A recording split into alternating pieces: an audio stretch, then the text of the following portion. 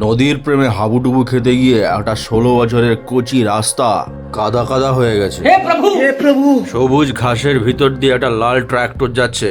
এটাতে কোনো ফানি ব্যাপার কিছু নেই, এনজয় করুন প্রাকৃতিক পরিবেশটাকে। একদল ভেড়া ঘরে বসে বসে বিরক্ত হচ্ছিল, তাই ঘাস ছিঁড়তে বেরিয়েছে।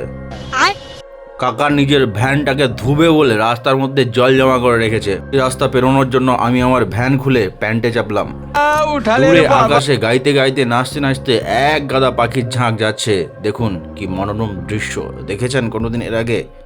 যাদের বউ দেখতে সুন্দর তারা এই বাঁশের সাঁকো দিয়ে যাবে, আর পাকা ব্রিজ দিয়ে যাবে যাদের বউ দেখতে খারাপ। সেই জন্য আমার বউ রোজ এই বাঁশের সাঁকো দিয়ে আমাকে যেতে বলে। মনটা খারাপ, তাই বাঁশের সাঁকোতে দাঁড়িয়ে দাঁড়িয়ে একটা হাঁস দেখতে পেলাম। তাকে বললাম, ভাই হাঁস, ভাই ভাই হাঁস, হাঁস ভাই ভাই হাঁস। হাঁস ভাই রেগে গিয়ে বলল, জীবনে অনেক ঢ্যামনা ছিল দেখেছি, তোর মতো ঝুল দেখিনি। বক বক করতে করতে আমি চলে এলাম সব থেকে শীতলতম স্থানে, বাঁশ বাগান চারদিকে। লাগবে নাকি কারো আছলা বাস? লাগলে বলেন, ঢুকিয়ে দেবো বাড়িতে। আমাদের ঘরের গরুটা আমাকে দেখলেই মাথা গরম করে ফেলে, বলে শালা বেশ একা একা জাউলটা খাচ্ছিলাম, এই এসে আবার ভাগ বসে।